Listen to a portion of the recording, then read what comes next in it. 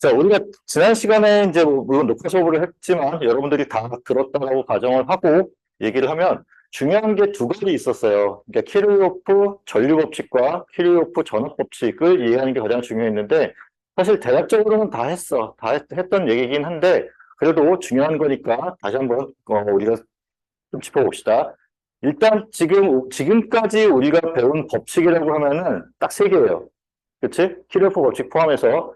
자, 오메 법칙 배웠죠? 오메 법칙은, 자, 전압은 뭐, R이다라고 우리가 그냥 일반적으로 쓸 수 있어요. 저 V는 IR이라고 하는 게 오메 법칙. 그 다음에 키르호프 법칙이라고 하는 거는, 자, 두 가지가 있을 수 있죠. KCL이 있고, 자, 세 번째가 KVL이 있는데, 자, 우리가 KCL이든 KVL이든 뭐 세 가지가 써있긴 했었어요. 그렇죠? 1, 2, 3번, KCL과 관련해서 1, 2, 3번, KVL과 관련해서 1, 2, 3번이 있었는데, 어차피 다 같은 공식이다라는 얘기였고, 일반적으로 많이 쓰는 거는 KCL 같은 경우는, 자, 들어오는 전류의 합을 쓰려면 시그마가 붙어야 되고, 들어오는 전류의 합과 자, 나가는 전류의 합이 같다로 놓고 푸는 게 일반적이에요. 근데 뭐 사실 이걸 다 이쪽으로 옮겨서 자, 들어오는 전류의 합은 0이다. 그리고 나가는 전류의 합은 0이다로 놓고 풀 수도 있다 그랬어요. 그렇죠? 경우에 따라서 여러분들이 원하는 거 하나를 선택하면 되는데 네, 일반적으로는 이게 제일 많이 쓰이긴 하겠죠. 그렇죠? 그리고 또 하나 있는 게 KVL인데 지금 준하가 질문한 것 중에 이거랑 이제 연관이 되는 건데 KVL 같은 경우는 그러니까 전압의 그러니까 일단 페어로가 있어야 돼요. 페어로가 있어야 되고 이와 같은 페어로가 있고 여기에 자, 마이너스 플러스가 있고 플러스 마이너스 있고 이런 경우에 이와 같이 전류가 흐른다고 합시다.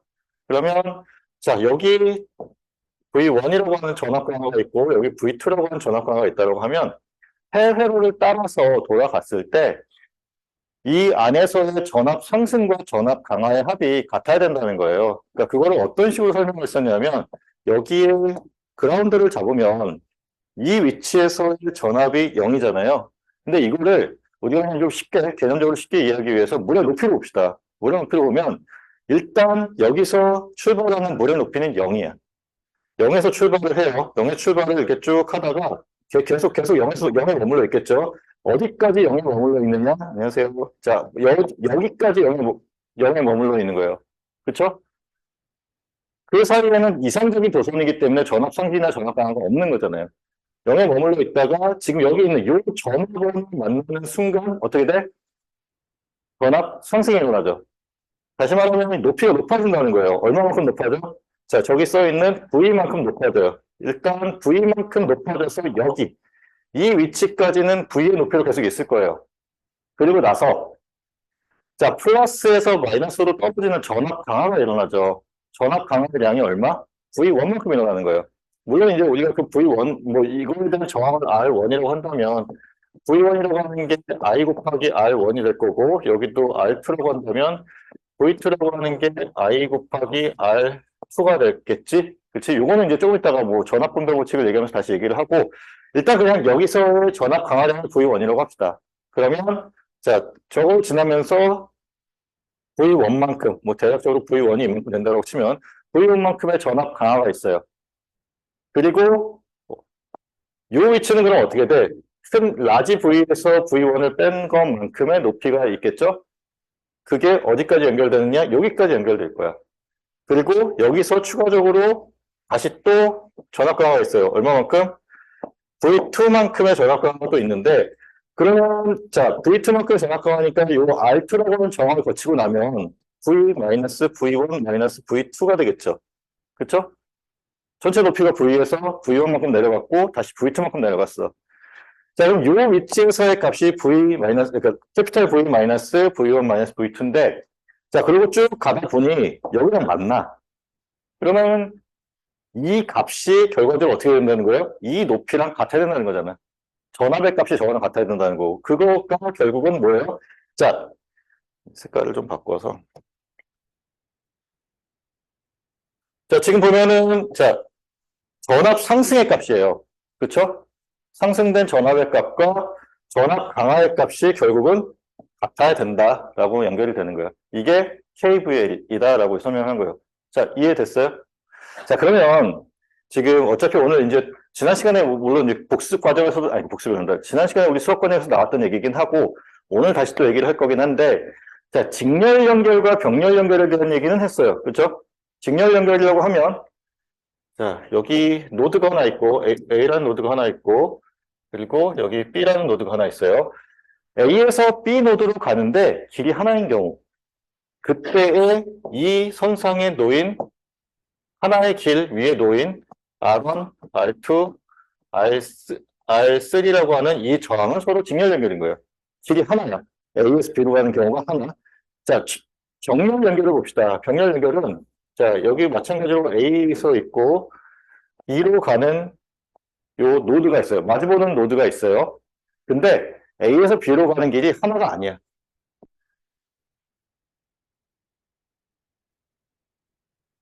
색깔이 이렇게 왔다 갔다 하는지 모르겠네. R1, R2, R3라고 하는 저항이 각각 이렇게 놓여 있는 거예요. 그러면 자, 이 길을 따라서 갈 수 있는 방법이 하나 있고 이렇게 가는 방법도 하나 있고 이렇게 가는 방법도 하나 있죠. 그렇죠? 어쨌든 근데 B로는 갈 수 있어요. A에서 B로 갈 수 있는 경우예요. 이렇게 놓여 있으면 R1, R2, R3라고 하는 저항은 서로 병렬로 연결된 저항이에요. 이제 이거의 합성 저항 구하는 거는 조금 이따가 하게 될 거고 자, 그러면 우리가 또 어떤 얘기를 했었냐면 자, 이와 같이 직렬로 연결되어 있을 때는 자, 전압과 전류 중에 같은 게 하나 있다 그랬어요. 어떤 게 같아야겠어? 전류가 같아야겠지. 그치? 물이 흐르는데, 물이 A에서 B로 흐르는데, 뭐 여기선 빨랐다가 여기선 느렸다가 여기선 다시 빨라지고, 그거는 사실 있을 수가 없지. 그냥 일반적으로. 그쵸? 뭐 물이 더 합쳐지고, 뭐 다시 쪼개지고 그러면은 사실 가능해요. 근데 그게 아니라, 원래 흐르는 물이면, 물의 흐름은 같아야 돼. 그러면 R1, R2, R3의 전류 I가 흐르는 거는 동일해요. 달라지는 건 뭘까? 전압이 달라질 거예요.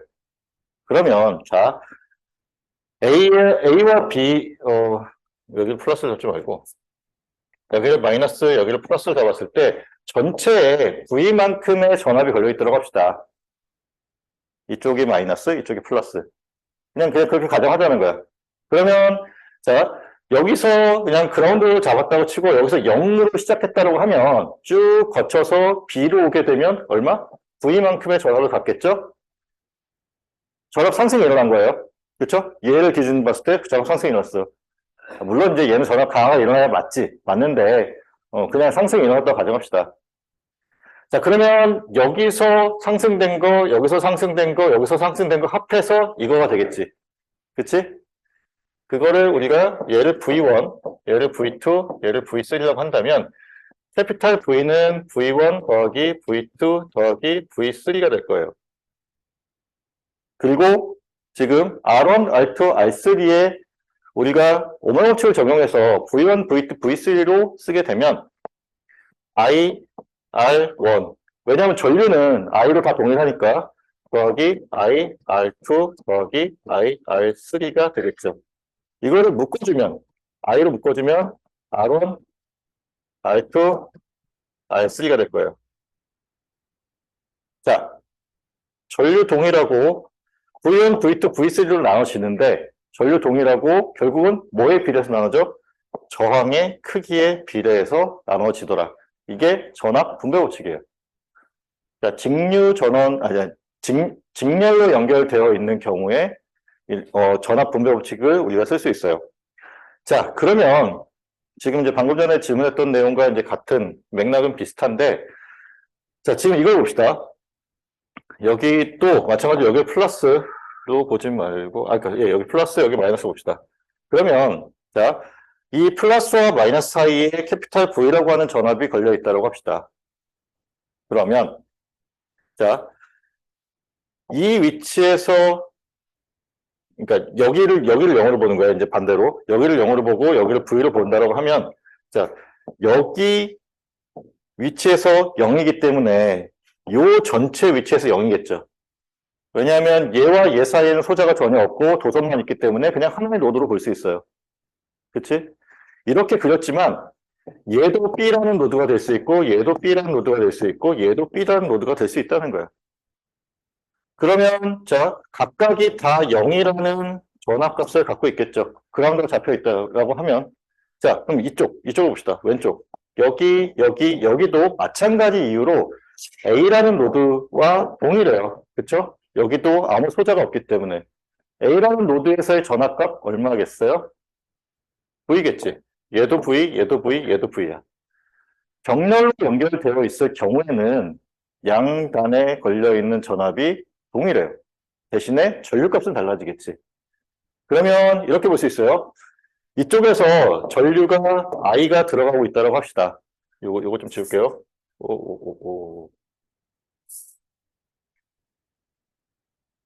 아니, 더 올리는 여기다. 자, 여기 지금 I라는 전류가 들어가고 있어요. I라는 전류가 자, 여기 노드까지는 들어가고 있고 요 노드에서 세 가지 길로 나눠지겠지. 물이 들어가다가 길이 세 개로 나눠지니까 그 길을 따라서 각각 세 개의 강이 또 생긴 거야. 그러면 요거를 I1, 여기를 I2, 요거를 I3라고 합시다. 그러면 일단 우리가 KCL을 배웠기 때문에 자, 요 노드를 향해서 들어가는 전류 I라고 한다면 노드로부터 나가는 전류 I1 더하기 I2 더하기 I3의 합이 같아야 되죠. 이해돼? I1을 여기 이제 요거 저항이라고 한다면 I1을 우리가 오메가 법칙을 이용해서 써주면 자 R1분의 V 캐피탈 V인데 그냥 스몰 V로 썼어요. R1분의 V가 I1에 해당되는 값이죠. 그 다음 I2에 해당되는 거는 마찬가지로 R2분의 V 그리고 마지막으로 R3분의 V가 될 거고 자 이거를 우리가 V에 대해서 묶어주면 R1분의 1 더하기 R2분의 1 더하기 R3분의 1이 되어서 자 이렇게 쓰면 어떻게 돼요? 자 전류가 나누어질 때 전류 분배 법칙은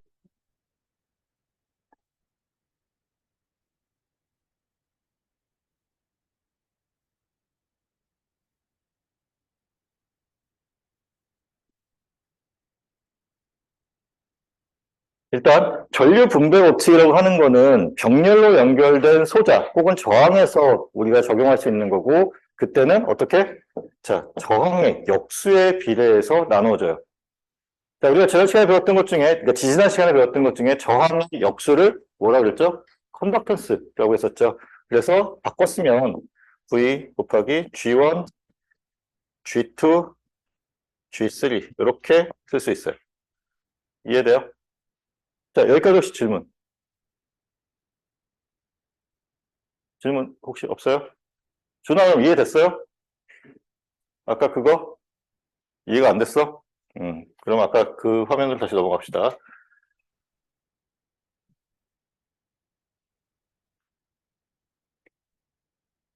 자, 지금 보면은 자, 여기 그라운드를 잡아봅시다. 그라운드를 잡았어요. 그러면 이 위치에서 0이지. 자, 여기 0볼트로 잡고 올라가면 자, 이 위치에서는 뭐 VA라고 하는 뭐 임의의 노드 전압이 걸려 있다고 합시다. VA라고 하는 전압은 자, 얘를 따라 올라가다 보면 자, 30볼트만큼의 전압 상승이 있고 V1만큼의 전압 강화가 있는 그게 VA랑 같은 값이겠죠. 그렇죠? 자, VA는 일단 요 왼쪽을 따라 올라가면 0이었다가 여기 요 전압원을 만나면서 30볼트로 전압 상승이 됐다가 다시 여기 V1만큼의 전압 강화가 있겠지. 그래서 자, 30-V1이 VA 값과 같을 거예요. 자, 그러면 이제 두 번째 이쪽으로 따라 올라갈 수 있잖아. 그치? 이쪽으로 따라 올라가게 되면 그 값이 얼마가 되겠어요? VA는 결국 V2랑 같은 값이겠죠. 이 위치에서 높이니까. 그럼 이쪽으로 따라 올라갈 수 있겠지. 그러면 어떻게 돼? VA는 V3와 같은 값을 가질 거예요. 그러면 이제 여기서 우리가 눈여겨봐야 될 게 뭐냐면 얘랑은 병렬 연결된 저항이에요. 병렬 연결로 된 저항이기 때문에 양단에 걸리는 전압은 같다라는 거야. 그러면 이제 오늘 우리가 이제 합성 저항을 구하는 거를 할 거예요. 합성 저항을 구하는 걸 할 텐데, 합성 저항을 구할 때 가장 중요한 게 병렬로 연결됐느냐, 직렬로 연결됐느냐를 구분하는 게 가장 중요해요. 근데 이제 그 구분하는 거는 그러니까 보는 시점에 따라서 조금 달라져. 조금씩 달라져. 그래서 관측 시점을 정하는 게 중요해요. 그러면 자, 일반적으로 관측 시점을 어디로 잡아야 되느냐? 전압원. 다시 말하면 에너지, 전압은 꼭 전압원이 아니어도 돼. 전류원이어도 상관없어요. 에너지가 공급되는 쪽이 관측 시점으로 보면 돼요. 아니면 아예 이렇게 오픈되어 있는 경우들이 있어요. 오픈되어 있는 경우에는 바깥쪽에서 안쪽을 들여다보는 방향으로 하면 돼요. 아니면 문제에서 주어질 거야. 어느 쪽을 기준으로 봐라라고. 근데 주어져 있지 않는 경우에는 자, 일반적으로는 여기 이런 전압원이나 전류원이 있는 경우가 시점이 돼요. 그럼 여기서 쳐다봐요. 여기서 쳐다봐. 쳐다보면 자, 여기서 봤을 때 가장 먼 쪽의 저항부터 관심 있게 봐요. 가장 멀리 있는 게 얘죠. 그렇죠? 그리고 얘랑 가장 가까이 있는 거를 그 다음에 봐. 그러면 얘지. 그치? 그러면 요 두 개만 일단 보는 거예요.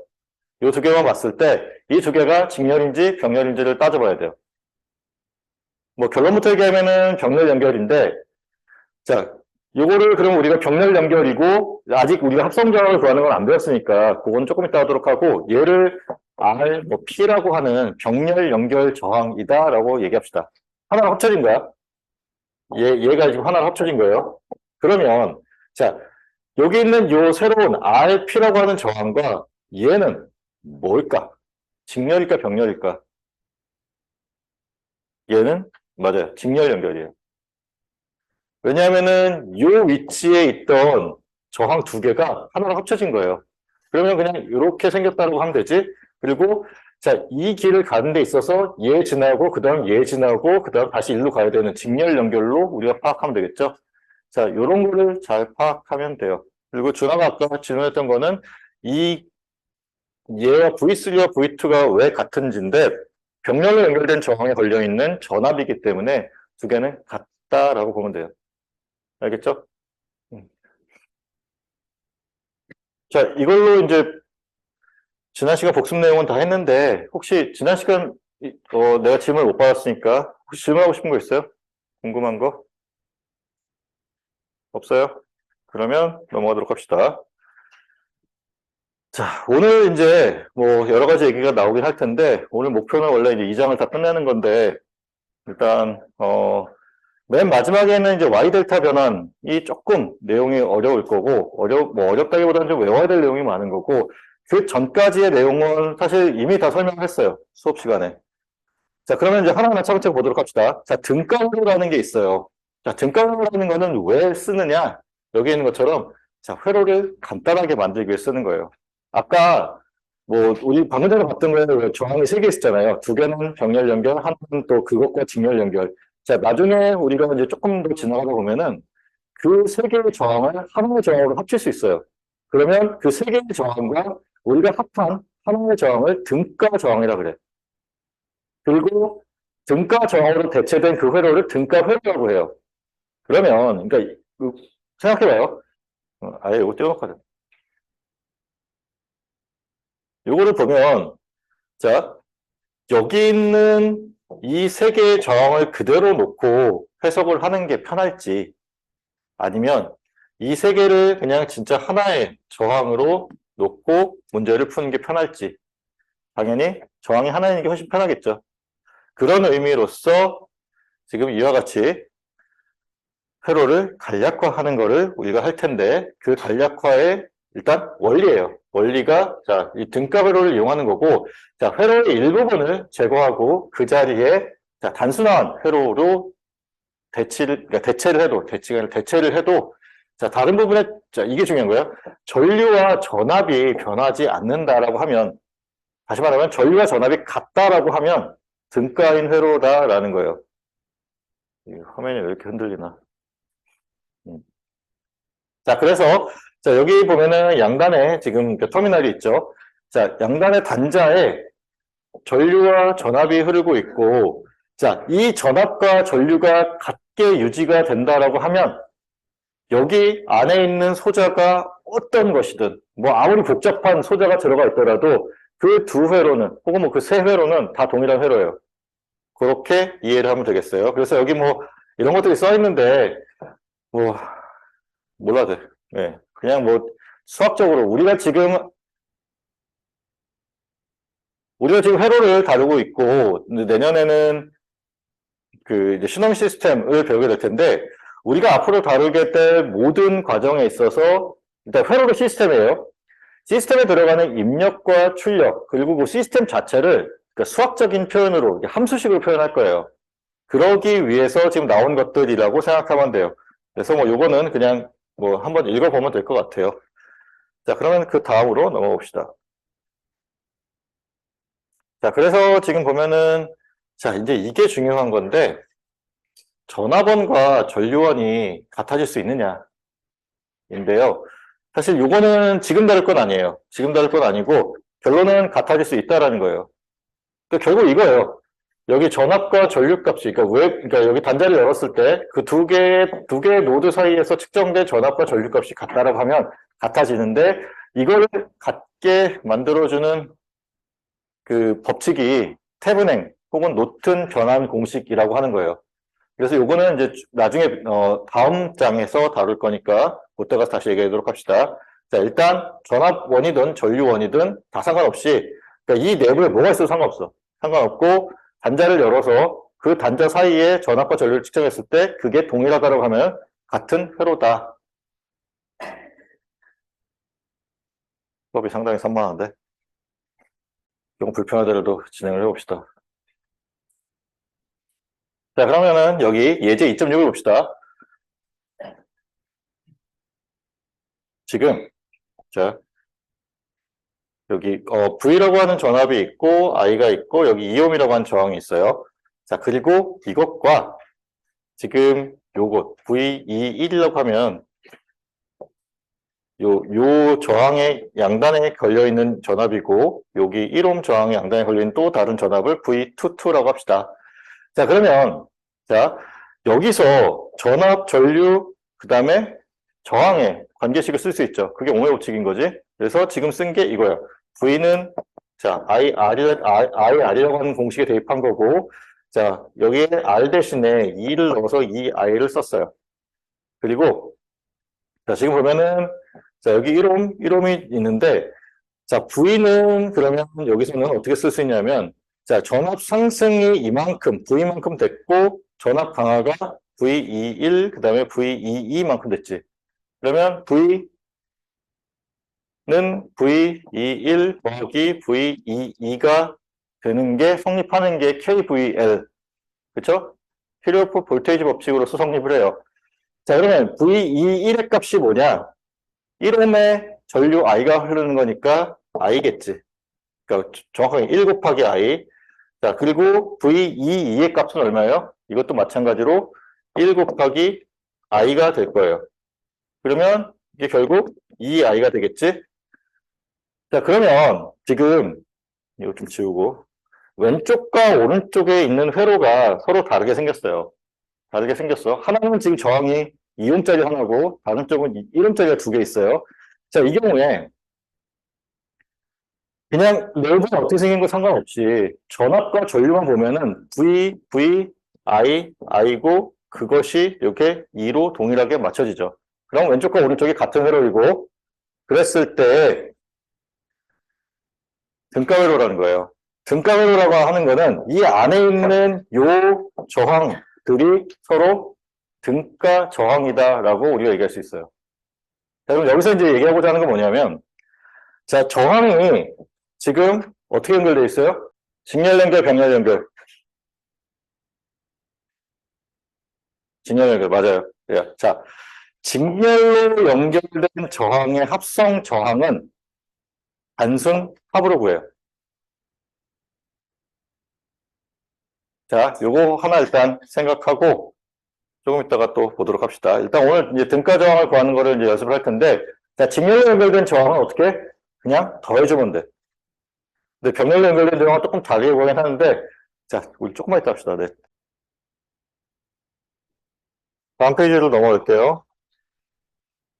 자, 그래서 지금 나온 얘기가 이제 저항이 직렬로 연결되어 있을 때 이제 전압 분배 법칙을 어떻게 쓰는지에 대해서 나왔는데 이미 다 설명한 거예요. 사실 설명한 거고 지금 여기서 눈여겨봐야 될 거는 자, 지금 여기에 우리가 그라운드를 잡았다라고 하면 이 그라운드를 잡았고 이렇게 전류가 흐른다고 합시다. 그러면 자, 전압원, 저항 세 개가 모두 다 직렬 연결이죠. 그렇죠? 직렬 연결이기 때문에 자, 전류 I가 동일하게 다 흘러요. R1이라고 하는 저항에도 I, 그 다음에 R2라고 하는 저항에도 I, R3라고 하는 저항에도 I의 전류가 흐르고 있다. 그러면 자, 일단 하나의 룹이기 때문에 KVL이 성립하죠. 상승된 전압 V가 있고 그러니까 전압 강화가 V1, V2, V3만큼 일어날 거예요. 그러면 자, V는 V1 더하기 V2 더하기 V3로 우리가 쓸 수 있죠. 그리고 이거를 우리가 자, IR1 더하기 IR2 더하기 IR3로 쓸 수 있어요. 그러면 아까 했던 거랑 마찬가지로 I로 묶었을 때 R1, R2, R3의 식이 되기 때문에 자, 우리가 지금 여기 등가로 생각하는 요 회로는 저항이 하나만 있는 회로예요. 그치? 그리고 이 왼쪽을 쓰게 되면은 V는 자, 뭐 다른 거 생각하지 않고 그냥 오형처럼 생각하면 되죠. I 곱하기 RS가 되겠지? I, RS가 되어서 자, 이 위에 쓰여져 있는 요 1번식과 요 2번식이 같은 식이 되면 등가인 식이 되는 거지. 그치? 그러니까 두 개의 회로가 등가가 되는 거예요. 같은 회로가 되는 거죠. 전류와 전압 간의 관계식을 썼을 때 그 전류와 전압 간의 관계식이 같으면 등가라고 했어요. 그러면 지금 여기 V랑 I가 같다고 생각을 하면 얘랑 얘랑 같으면 되겠지? 요거 두 개가 같으면 등가인 회로가 되는 거예요. 그래서 자 여기 R1 더하기 R2 더하기 R3가 직렬로 연결되어 있는 이 회로의 등가 합성, 등가 저항이다. 이해돼요? 자, 직렬 연결된 저항은 합성 등가 저항을 구할 때 일단 단순히 합하면 돼요. 그리고 자, 직렬로 연결된 저항들은 그러니까 전체 전압이 나누어져서 들어가는데 그 나누어지는 비가 각각의 저항의 비에 비례해서 나눠진다는 거예요. 이해되죠? 준아, 이해했어?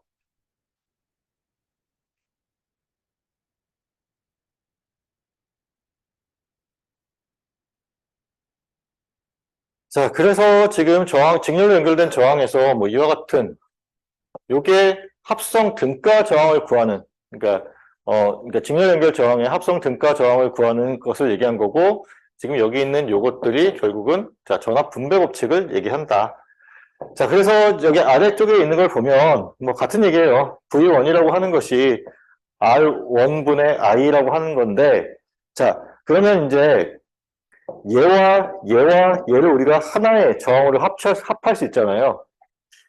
그게 R1 더하기 R2 더하기 R3예요. 이것을 이용해서 우리가 오번 법칙을 또 다시 쓸 수 있겠지. I는 R1 더하기 R2 더하기 R3분의 전체 회로에 걸린 전압 V로 써주게 되면 그게 이 회로에 흐르는 전류 I를 나타내게 돼요. 그래서 우리가 아까는 여기 V1은 R1 곱하기 I다라는 것까지만 썼었는데 여기에 I 대신에 얘를 대신 쓸 수 있다는 거예요. 그래서 이렇게 대체하는 것도 가능하다. 근데 결론은 뭐예요? 저항의 비에 비례해서 전압이 나눠진다. 지금 보면은 자, 여기서 이렇게 굳이 바꾼 이유는 V1을 구하는데 자, 전체 V의 전압이 요거 3개 더한 것분의 R1의 B로 나눠지고 있고 두 번째 전압은 전체 저항분의 R2의 전체 전압을 곱한 거 그리고 마찬가지로 R3를 곱한 거 이런 식으로 나눠지고 있다는 걸 보여주는 건데 그냥 자 직렬 연결인 경우에는 전압 분배가 전류는 같고 전압은 분배가 되고 분배되는 전압의 B는 저항의 크기에 비례한다가 결론이에요. 자, 결론은 반드시 외우도록 합시다. 자, 그래서 지금 이제 다음 거 한번 보도록 합시다. 지금 내가 전류의 방향은 그냥 여기다 그려놨는데, 뭐, 지난 시간에도 얘기했고, 그전에도 얘기했지만, 나는 그냥 내가 시계 방향을 돌리는 걸 좋아해서 그런 거고, 시계 반대 방향을 돌려도 상관은 없어요. 근데, 자, 일반적으로 여기 플러스, 전압원에서 플러스에서 전류가 나가는 게 일반적일 테니, 이러한 회로를 그릴 때는 그래도 일반적인 방법을 따라가는 게 좋을 것 같아요. 알겠죠? 자, 그러면 봅시다. 여기서 R1과 R2를 구하고, 그리고 V2는 8V다 라고 알려줬네. 자, 그러면 이제 문제를 같이 풀어보면, 자, 여기 8V 걸려 있어요. 이런 경우에 우리가, 자, 뭐 쓰이든 안 쓰이든 아래쪽에 그라운드를 잡아주면 좀 해석이 편하다고 했죠. 그렇죠? 자, 여기 0V고, 자, 마찬가지로 KVL을 쓸 건데, 그냥 KVL을 바로 써도 이제는 될 것 같아요. 그래서 KVL을 쓰면, 자, 12V라고 하는 것이 전압 상승이고, 지금 여기서 전압 강화가 일어나지? 그래서 이게 V1 더하기 V2의 값이에요. 그렇죠? 그리고 V2가 문제에서 8로 주어졌어. 그러면 V1은 얼마가 돼야 될까? 4V가 되면 되겠죠. 자, 여기 4V, 여기 8V가 걸려 있다라는 거예요. 이해돼요? 그러면, 자, 우리가 뭐 R1과 R2의 저항값을 뭐 구체적인 숫자로, 딱 하나의 숫자로 정할 수는 없어요. 그냥 우리는 이 전압 분배된 걸 보고 B만 알 수 있는 거잖아요. 1대 2의 B로 R1과 R2 값이 정해지면 돼요. 그래서 뭐 1옴, 2옴으로 적던, 아니면 2옴, 4옴으로 적던 다 상관없어요. 자, 여기 그라운드 잡고 이제 푸는 방법으로도 한번 봅시다. 자, 지금 여기서 올라가면서 여기까지 0이었고, 지금 이 노드에서는 12V가 됐어요. 전압 상승이 일어났으니까. 12V였다가 V1만큼의 전압 강화가 있죠. 자, 여기가 12-V1이 이 위치에서의 전압이에요. 노드 전압이에요. 자, 0V였다가 여기까지 0V이고, 여기서 8V만큼의 전압 강화가 있다고 했으니까, 이 위치에서의 전압값이 얼마예요? 8V가 되면 되겠지? 그리고 이 사이에는 노드가 하나인 경우니까, 이 두 개의 노드 전압이 같아야 되니까, 12-V1 이퀄 8로 해서 우리가 4V를 구해도 상관없어요. 어떻게 해도 상관없어요. 알겠죠?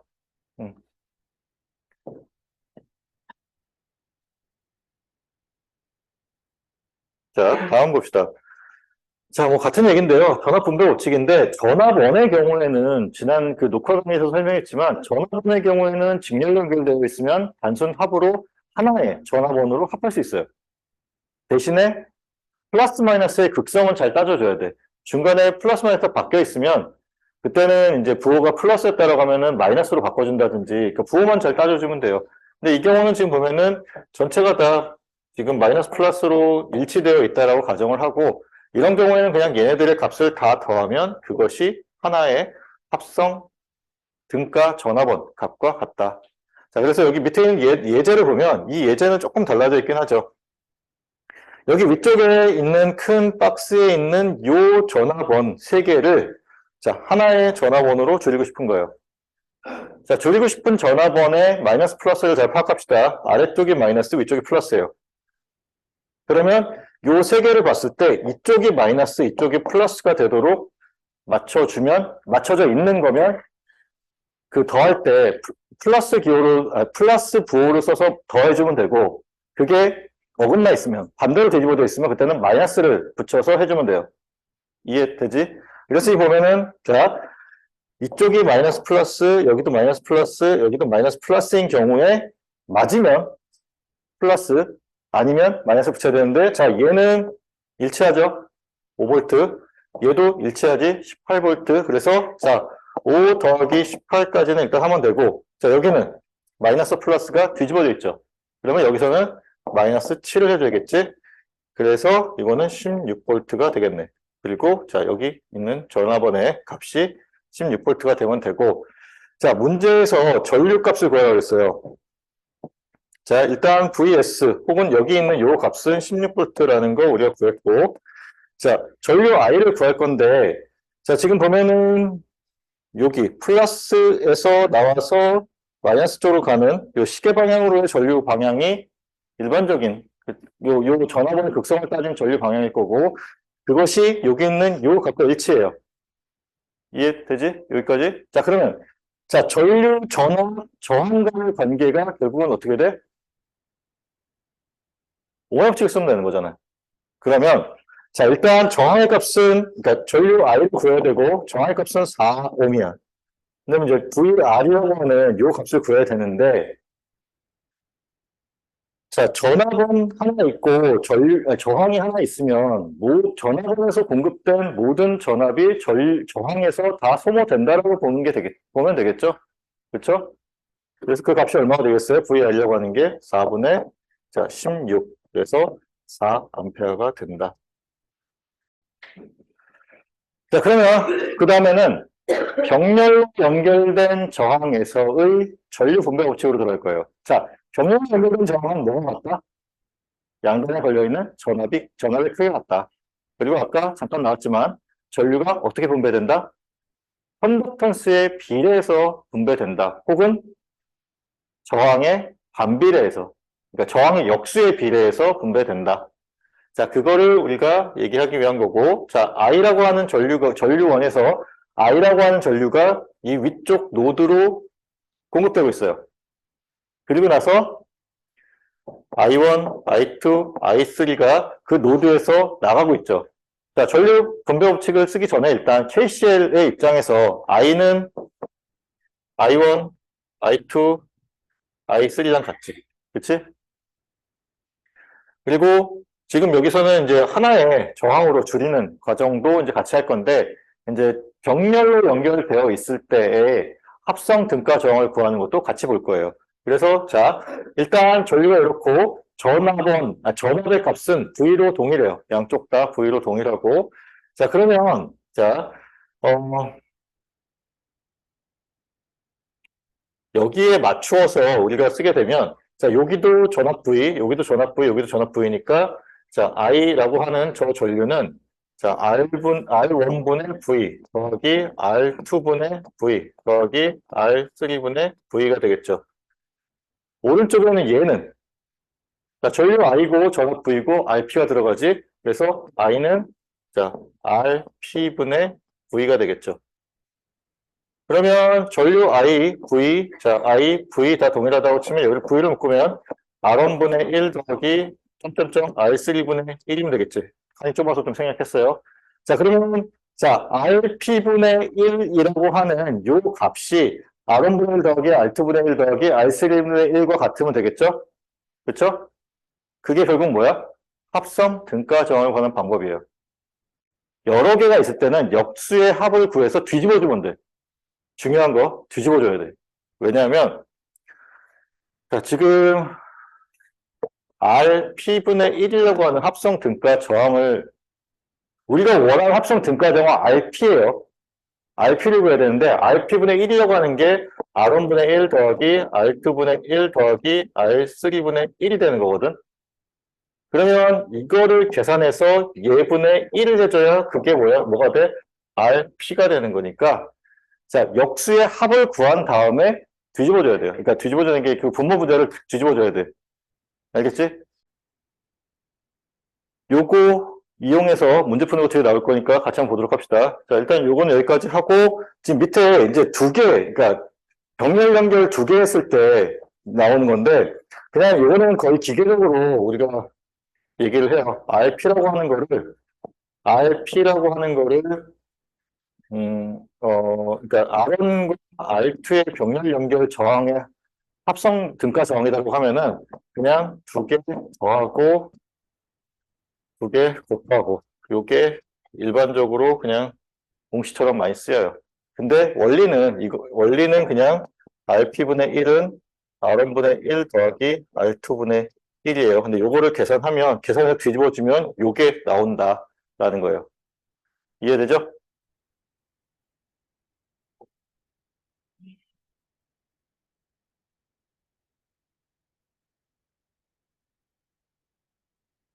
자, 다음으로 넘어가 봅시다.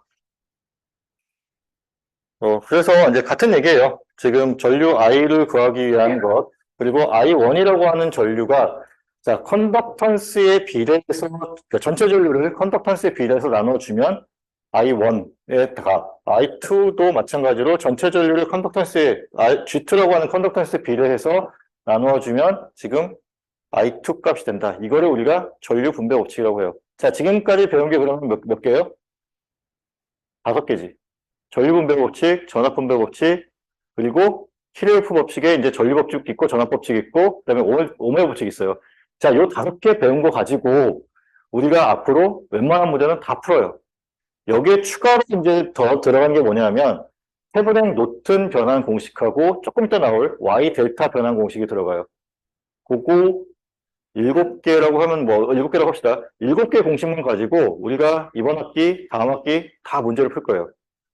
그리고 그러니까 세브랭 노튼 변환 공식이라는 거는 정말 특별한 경우에만 나와. Y 델타 변환도 굉장히 특별한 경우에만 나와요. 그러면 나머지 대부분의 문제는 자 KCL, KVL, 오메 법칙, 그다음에 여기 있는 전압 분배 법칙, 전류 분배 법칙 이걸로 써요. 이해돼요?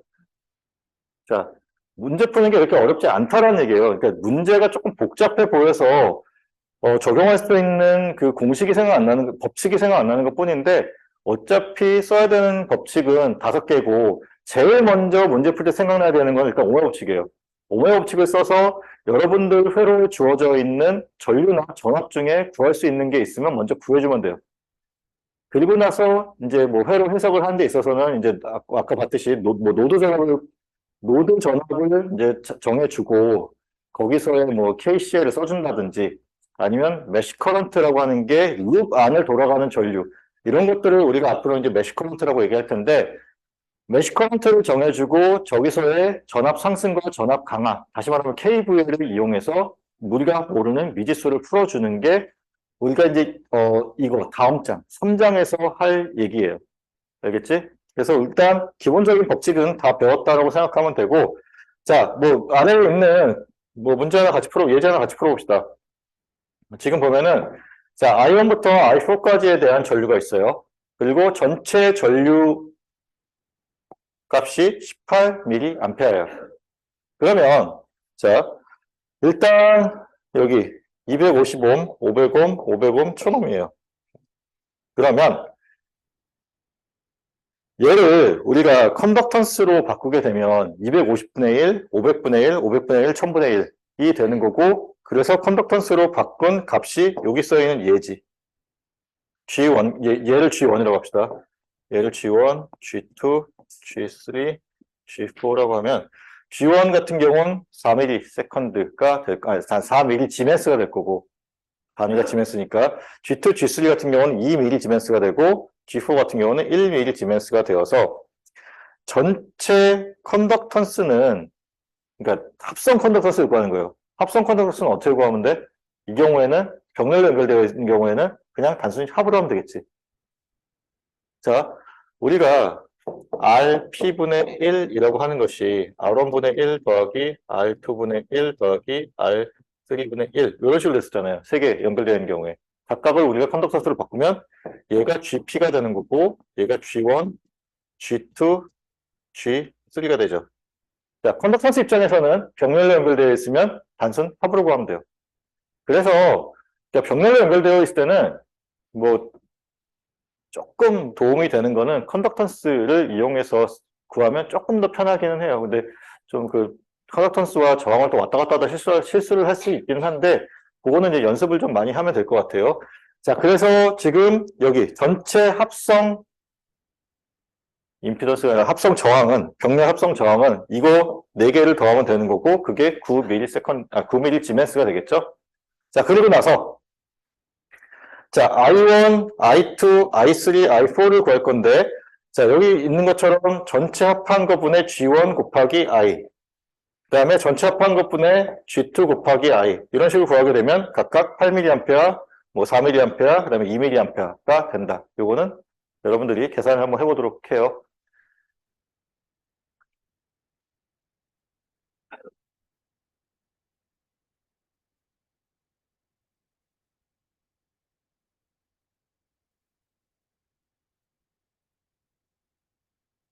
자, 그러면 요거 봅시다.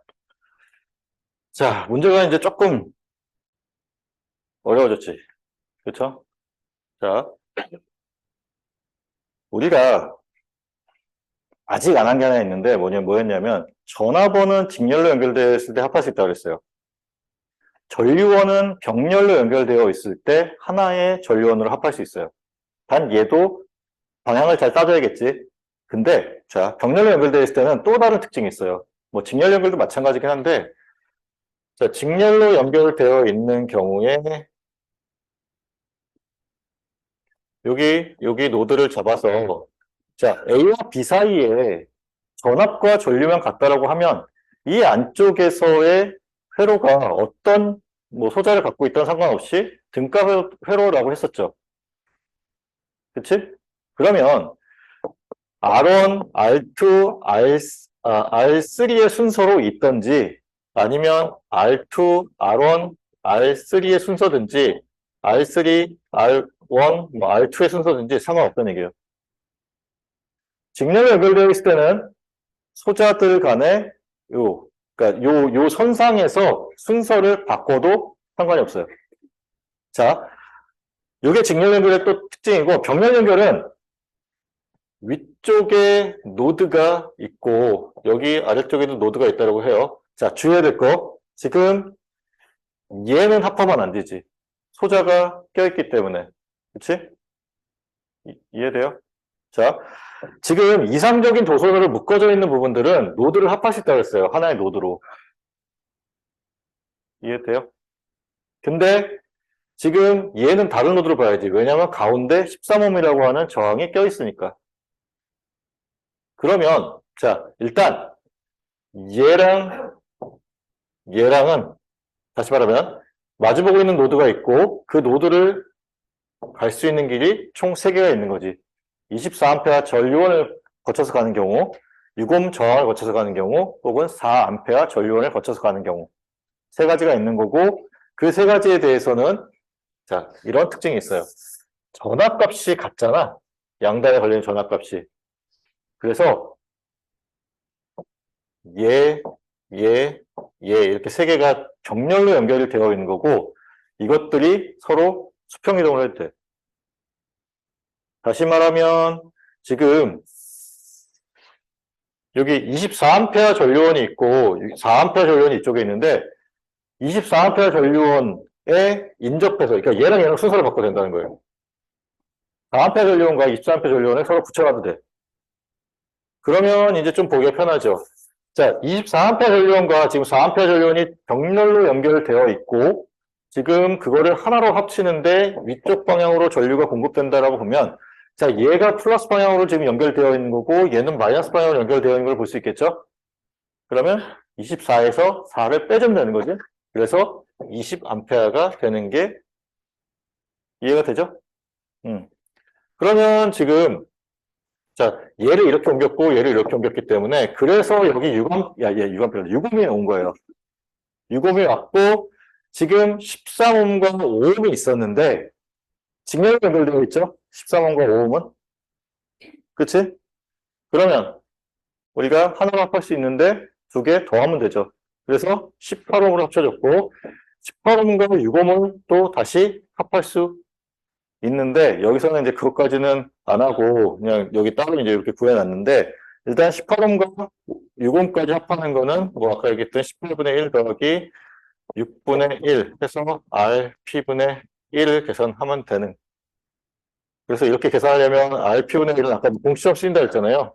18 더하기 6분의 18 곱하기 6을 계산하면 RP가 나와요. 그렇게 계산하면 이렇게 되는데 자, 그거 계산하기 전에 일단 다시 봅시다. 자, 요거 되게 중요해요. 병렬로 연결된 소자들은 서로 평행이동이 가능해요. 그러니까 수평이동이 가능해. 그래서 지금 요 전류원과 요 전류원을 하나로 합하고 싶어서 지금 이와 같이 위치를 바꿨어요. 4A랑 6옴 저항을. 그러면 자, 요 유공 정과 지금 여기 있는 요 것들은 서로 병렬로 연결되죠. 자, 우리가 어떻게 하기로 했어? 전 아버님든 전류든 그게 있으면 얘를 기준으로 해서 쳐다보면서 가장 먼 쪽부터 하나씩 하나씩 줄여나간다 그랬어요. 가장 멀리 있는 저항이 5옴 저항이고, 그치? 거기에 가장 인접한 게 14옴이죠. 그래서 18옴 직렬 연결 저항이 있고, 18옴과 6옴이 그 다음, 그러니까 다시 봤을 때 18옴이 가장 멀고, 그리고 거기에 6옴이 가장 인접해 있는데 서로 병렬로 연결되어 있는 거지? 그치? 그래서 자, 계산을 하면 자, 이렇게 계산이 되어서 자, 4.5옴으로 나온다. 그러면 이 회로가 어떤 회로가 되었냐면 여기 있는 것처럼 자, 20A 전류원이 있고 거기에 4.5옴의 저항이 전류원과 직렬로 연결되어 있는 회로로 바뀌었어요.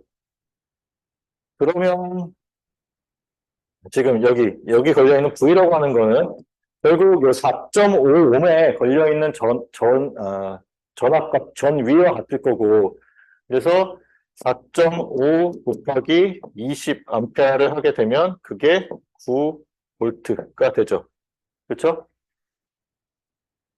이해돼? 표현 이해돼?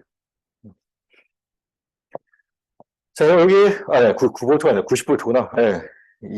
네, 90V가 되고, 자, 문제에서 구하라고 하는 거는 지금 V값과 I1 값을 구하라고 되어 있는데, I1이라고 하는 전류는 지금 보면은, 자, 위에서 아래로 내려간 전류가 아니라, 여기 이 18옴을 아래에서 위로 올라간 전류예요. 그러면 지금 요 18옴의 양단에 걸리는 전압이 얼마지? 우리가 옴의 법칙을 쓸 거예요.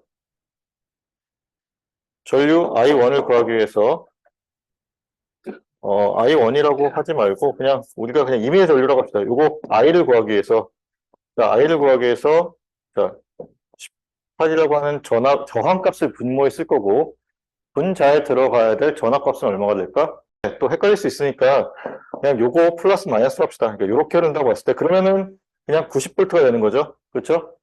90V가 되고 그 값이 5A가 되는 거죠. 자, 그런데 우리가 구한 요 I라고 하는 거는 지금 방향이 I1과 다르니까 그거만 바꿔주면 되겠지? 플러스를 마이너스로. 그래서 마이너스 5A가 나와요.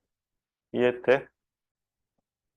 병렬로 연결되어 있는 경우에는, 자, 요거, 요거, 요거가 지금 병렬로 연결되어 있죠? 이 경우에는 얘네 셋을 어떻게 섞어놔도 상관없어요. 맨 뒤에는 상관이 없는. 얘를 옮기고 싶으면 이거를 같이 움직여줘야 돼. 13옴과 5옴을 같이 움직여주면 이것도 상관이 없어요. 왜냐하면 얘를 합하면 뭐 되냐? 그러니까 지금 이미 여기 합쳐져 있어서 지금 좀 보기 어려운데 여기 뭐 전류원이 두 개 있다고 합시다. 그러면 이 전류원, 이 저항 그리고 합쳐진 요 18옴이 서로 병렬 연결이죠. 이 경우에도 그러면 그러니까 얘네들을 다 같이 움직인다고 가정하면은 그러니까 요거를 통으로 보면 하나로 보면 예 어떻게 움직여도 상관없어요. 단 같이 움직여야 돼. 그러니까 13옴과 5옴이 같이 움직여야 돼. 병렬 연결이 되어야 되니까. 그래서 지금 요 13옴을 이 위쪽에 그려놔서 조금 이제 보기가 불편할 수도 있는데 얘를 여기다가 13옴 이렇게 그려도 그러니까 이거 옮겨서 이렇게 그려도 같은 회로예요. 그러면 이제 좀 더 보기가 편하지. 이렇게 하나, 이렇게 하나, 이렇게 하나, 이렇게 하나가 서로 병렬로 연결되어 있다라고 가정을 하면 쟤네들을 그냥 왔다 갔다 해도 상관없어요. 반. 근데 이런 경우는 절대 움직이면 안 돼. 여기에 만약에, 그러니까 요 13호 여기 있는 게 아니라 13호 여기 있어. 그럼 얘를 기준으로 왼쪽과 오른쪽은 분리가 돼야 돼요. 알겠죠? 지금 여기 이 경우는 요거랑 우리가 직렬 연결로 처리할 수 있어서 그냥 하나로 볼 수 있어서 이제 서로 왔다 갔다 할 수 있는 건데 가운데 얘가 껴버리면 이거는 뭐 여기에 직렬도 아니고 여기에 직렬도 아닌 경우가 되잖아. 그래서 이런 경우는 못 옮겨요. 이해될까? 자, 그러면 우리가 자, 요걸 같이 해볼게요. 합성 등가 정을 구하라는 문제예요. 뭐 알렉산더 책 어딘가에 있는데 내가 번호를 못 갖고 왔고, 예. 자, R2Q를 구하라고 되어 있는데 지금 문제에서는 이 시점을 알려준 거예요. 이 화살표가 이렇게 그려져 있으면 바깥쪽에서 화로의 안쪽 방향을 들여다보는 방향으로 등가 정을 구하라는 얘기예요. 근데 그게 써있지 않더라도 일반적으로 이렇게 터미널이 열려 있잖아요. 그러면 바깥쪽에서 안쪽을 보는 방향으로 구해주면 돼요. 자, 그러면 처음에 뭘 해야 돼? 일단 관측점은 정해졌죠? 자, 바깥쪽에서 안쪽을 들여다보는 방향이고, 관측점으로부터 가장 먼 저항부터 찾아야겠지. 어느 거야? 여기 있는 이 15미, 가장 먼 저항이에요. 그러면 그럼 두 번째 별될 거 뭐예요? 먼 저항과 가장 가까이 위치한, 가장 인접한 저항들을 찾아줘야 되는데, 자, 얘가 더 인접했느냐, 얘가 더 인접했느냐, 뭐, 그건 중요하지 않지. 그치? 둘 다 인접해 있는 거예요. 그러면, 자, 얘네들이 어떤 관계에 있는지만 우리가 잘 파악하면 돼요. 자, 성빈이, 직렬, 병렬. 다시, 뭐라고? 직렬 연결. 그쵸? 예. 네. 그러면, 직렬 연결 합성정 얼마? 그쵸? 예. 네. 자, 요거를 우리가 뭐 R1이라고 했을 때 R1은 10 더하기 8 더하기 6 계산하면 되겠죠? 그래서 24 옴이 나와요. 자, 그 계산이 여기 나와 있겠지? 자, 그래서 일단 줄였어요. 그래서 지금 요 위치에 요 저항, 24옴 저항 하나를 그려주면 좀 보기가 조금 더 편해졌죠? 간단해졌지, 회로가. 자, 그러면 다시, 이제 여기서 다시 하는 거야. 바깥쪽에서 안쪽을 들여다볼 때 가장 멀리 있는 저항이 요거죠. 얘랑 인접한 저항이 뭐야? 여기 있는 요 12옴. 영원히 병렬, 직렬. 병렬 연결. 그쵸? 병렬 연결은 어떻게 계산한다?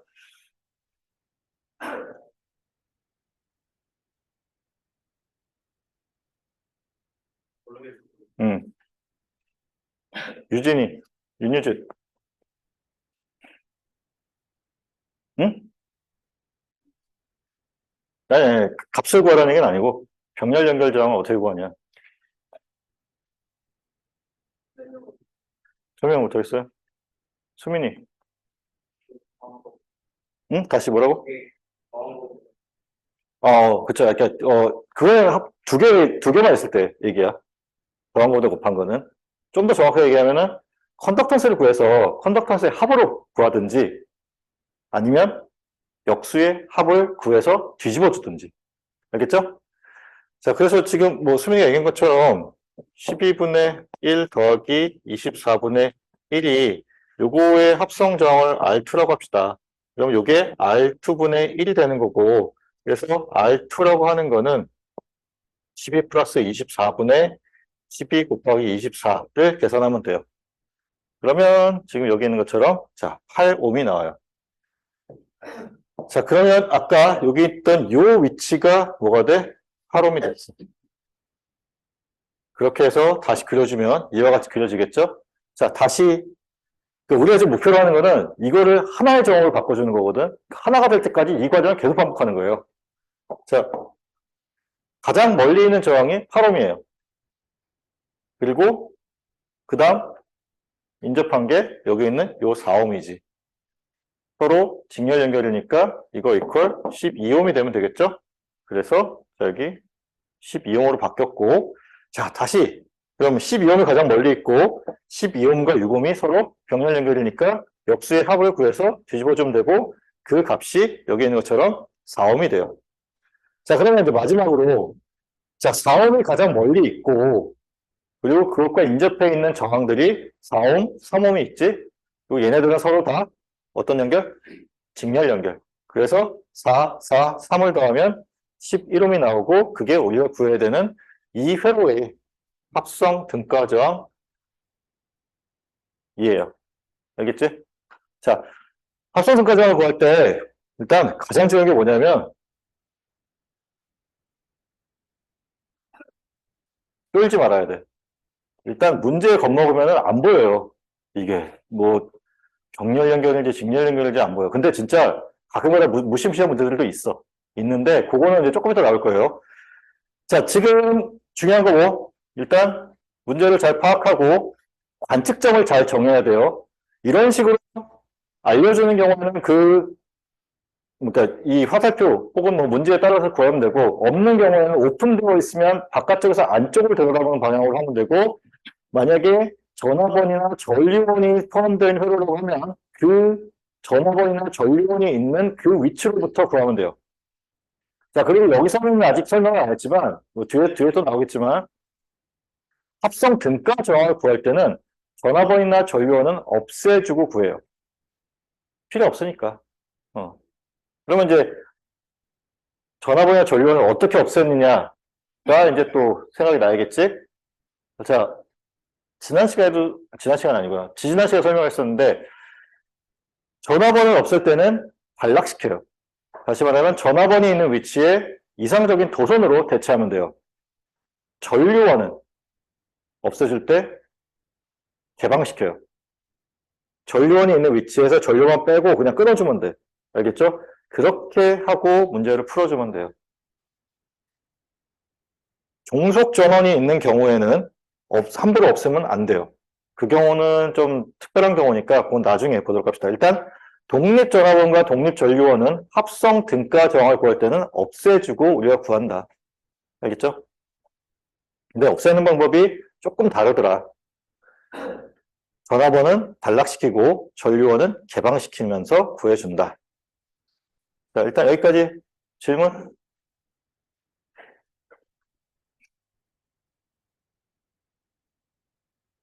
질문 있어요?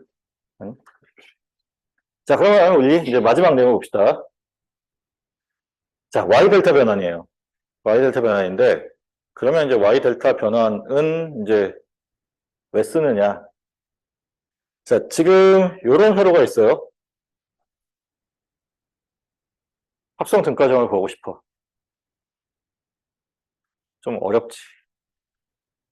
가장 어려운 게 뭐냐면, 뭐, 얘는 일단 생각 안 하더라도, 이 안쪽에 있는 회로에서 제가 지금 직렬 연결인지 병렬 연결인지 좀 애매해요.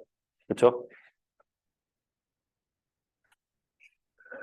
자, 직렬 연결이라고 하면 얘에서 얘로 갈 때 하나의 길로 갈 수 있어야 되거든. 근데 그게 아니야. 이렇게 갈 수도 있고 이렇게 갈 수도 있고 뭐 이렇게 갈 수도 있고 이렇게 갈 수도 있어요. 그러면 또 얘가 또 막상 또 병렬 연결이냐? 마지본은 또 한 쌍의 노드가 아니거든요. 노드와 노드 사이가 이렇게 되면 얘에서 얘로 갈 수 있는 방법은 노드와 노드 사이를 딱 그 두 개의 노드만 놓고 보면은 얘에서 얘로 가는 방법은 하나야. 근데 다른 노드를 거치면 또 갈 수 있단 말이죠. 그래서 일단 얘는 직렬이냐 병렬이냐의 판단이 어려워요. 이런 경우에 Y 델타 변환을 여러분들이 잘 외우고 있다라고 하면은 굉장히 유용하게 쓸 수 있어요. 근데 문제는 내가 못 외워. 예, 이거를 내가 대학교를 꽤 오래전에 다녔는데 그때도 못 외웠어. 근데 어저께도 외우려고 시도했는데 안 외워져. 그래서 나는 그러니까 이거는 잘 안 써요. 그래서 안 쓰는데 분명한 거는 외우고 있으면 굉장히 편하게 할 수 있어요. 외우지 않으면 굉장히 복잡하게 풀어야 되는 문제들이긴 한데 외우고 있으면 되게 편하게 할 수 있어요. 그러면은 자, 외우지 않고 풀 수 있는 방법도 있다는 얘기예요. 어떻게 푸느냐? 나중에 우리가 또 다시 다루긴 할 텐데 일단 여기 안에 룹이 있죠. 룹 커런트를 잡아주는 거예요. I1,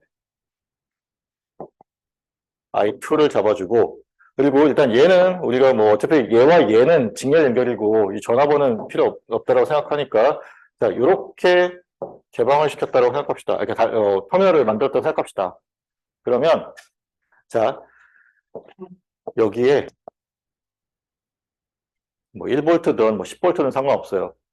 전화번호를 하나 연결해줘요. 전류원이어도 상관없어요. 전화번호 연결해줬고, 그러니까 지금 과정은 전화번호 연결했어요. 전화번호 연결해줬고, 이 전류 값을 우리가 구할 수 있다고 하면, 자, 이 전체 합성 저항을 RS라고 했을 때, RS라고 하는 거는 I분의 V가 되겠죠? 근데 V값이 1V니까, 자, 이 회로를 흐르는 전류 값을 우리가 구해주면 합성 저항 값을 구할 수가 있어요.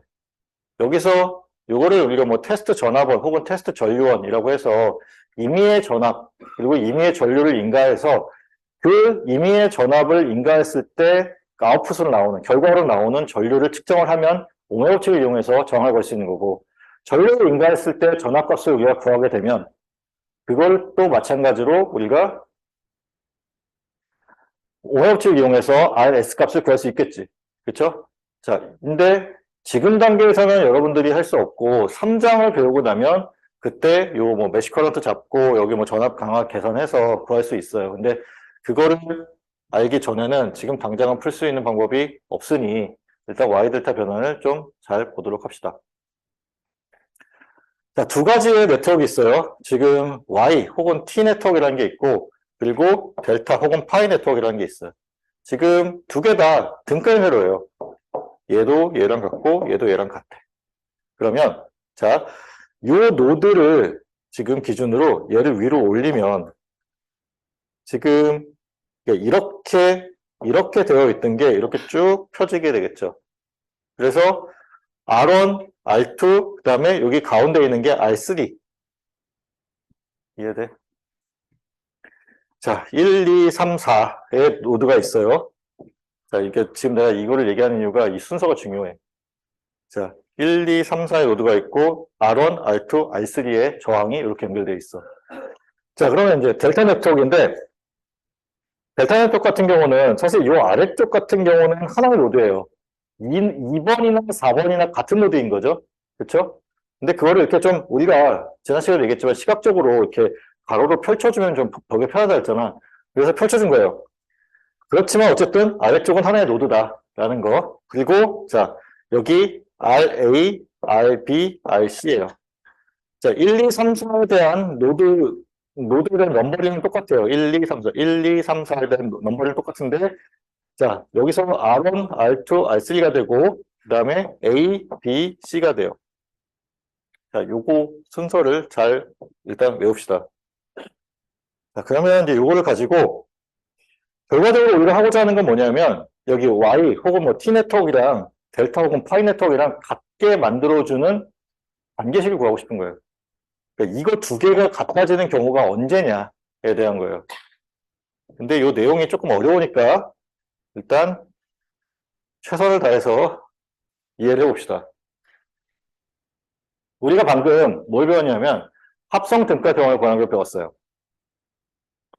그리고 지금 이제 여기서 그걸 써먹을 거야.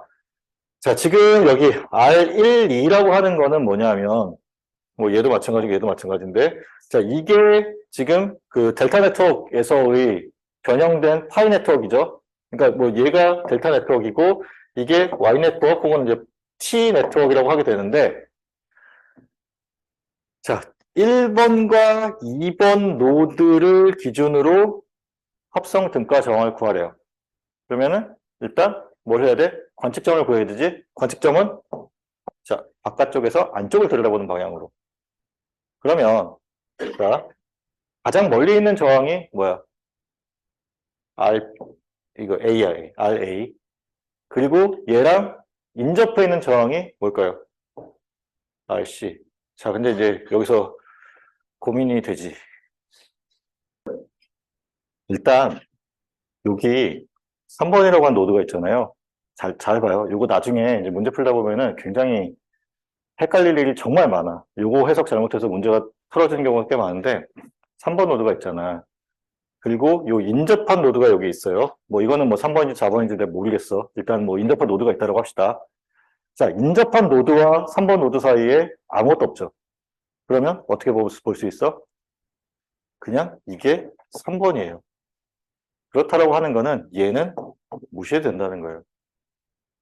자, 여기도 마찬가지예요. 여기도 노드가 있고 여기도 노드가 있어. 그러니까 심지어 아까 얘기했듯이 요 아래쪽은 그냥 하나의 노드야.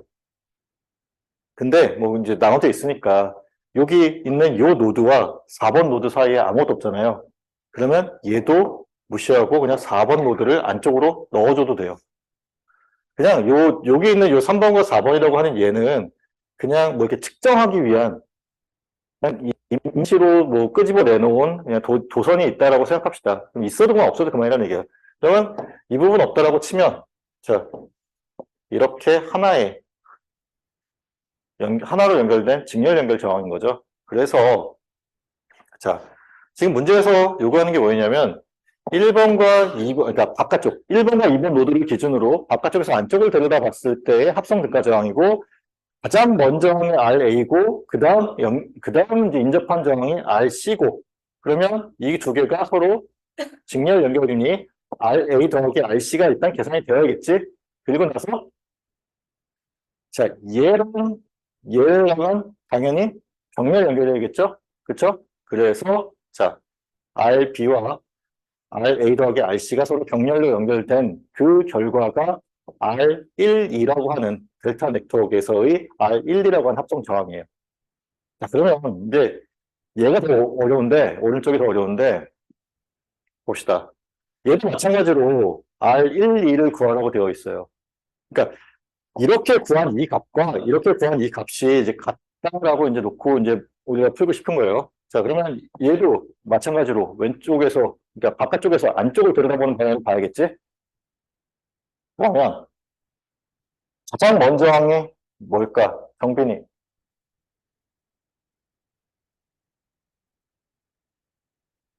가장 멀리 있는 저항. 관측정으로부터 가장 멀리 있는 저항이 뭘까요? R2. 그치, 맞아. 가장 멀리 있어요. 그러면 R2와 가장 인접하는 저항은 뭘까?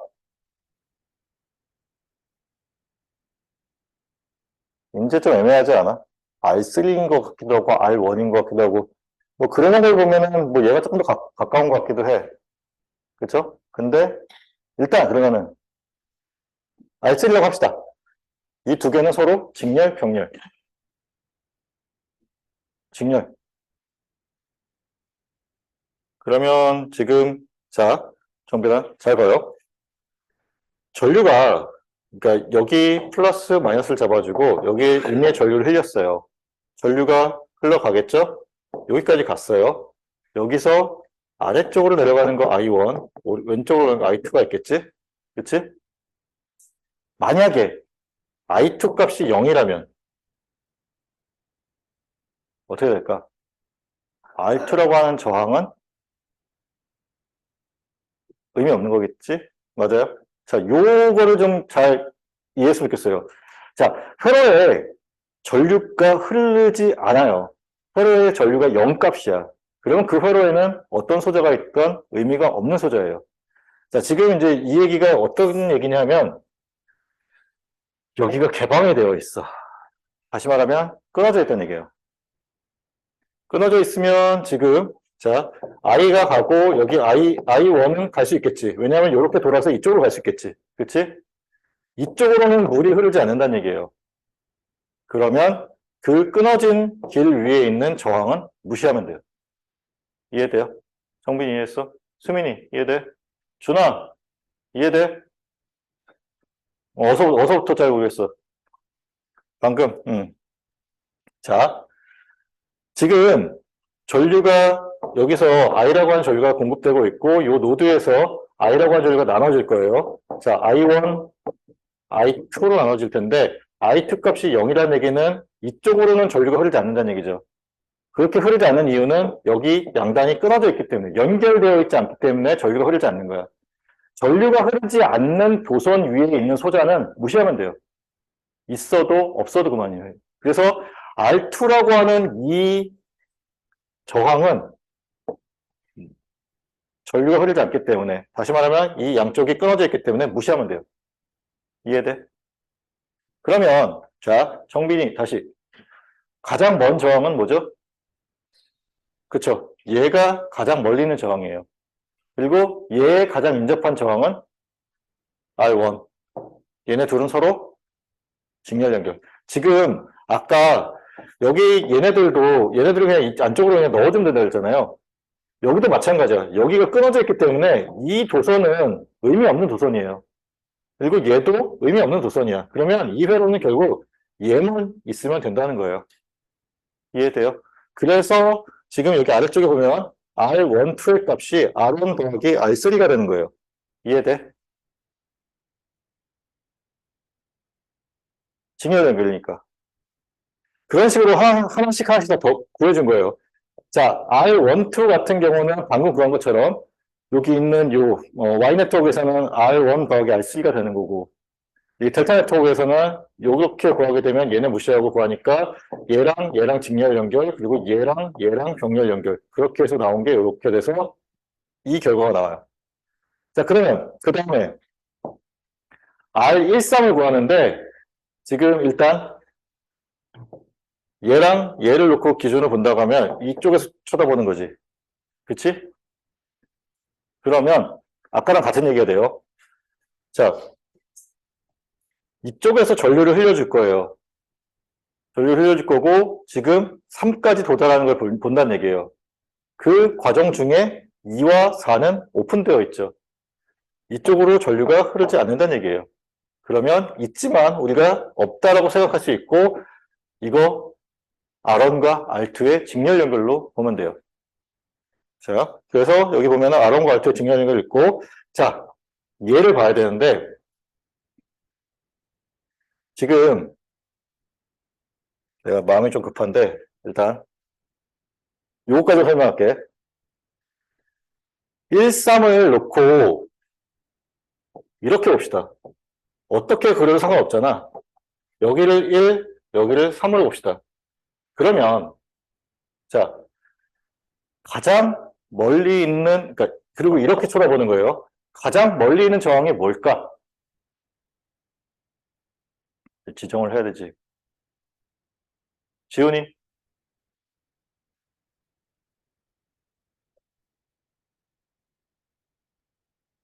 가장 멀리 있는 저항. 다시 뭐라고? RB랑 RA랑 같은 위치에 있는 것 같아요. 그럼 그래 오케이. 얘랑 얘가 뭐 거의 비슷하게 떨어져 있죠. 자, 그러면 이 RA와 RB는 직렬 연결, 병렬 연결. 병렬, 직렬. 알지? 자, 이거를 이렇게 그려봅시다. 1이 있고 여기서 가다가 이게 결국 어떤 그림이냐면 너무 작게 그렸다. 1이 있고